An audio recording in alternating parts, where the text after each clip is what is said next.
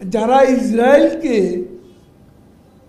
নেতানিয়াহুকে বলে Israel is not committing any genocide, গতকাল সে আমেরিকার প্রেসিডেন্ট। তো যারা গণহত্যাকে অস্বীকার করে তারা আমাদের কাকে নিষেধাজ্ঞা দিল, ভিসা নীতি প্রয়োগ করলো, সেটা নিয়ে আমাদের কোনো মাথা ব্যথা। ওয়ালটন এয়ার কন্ডিশনার এক্সচেঞ্জ অফারে স্প্লিট এসিতে 23,000 টাকা পর্যন্ত নিশ্চিত ছাড়। আমি পরিষ্কার বলতে চাই, সেনাবাহিনী চলে তাদের নিজেদের নিয়ম।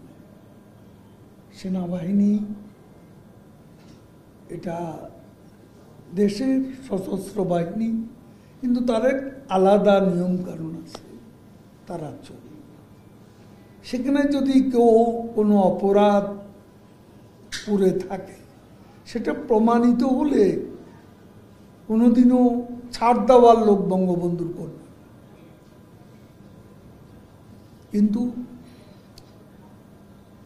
দেখলাম ডোনাল্ডো আসলেন, সম্পর্ক এগিয়ে নিয়ে যাওয়ার সংকল্প ব্যক্ত করলেন এখানে মিটিং করে।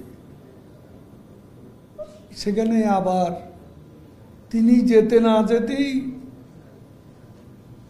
নিষেধাজ্ঞা এসে গেল।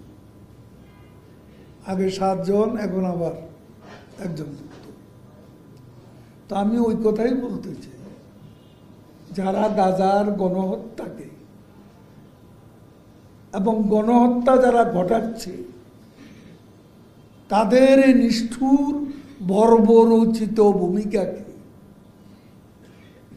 যারা গণহত্যা বলতে চায় না, তারা কোথায় কাকে নিষেধাজ্ঞা দিল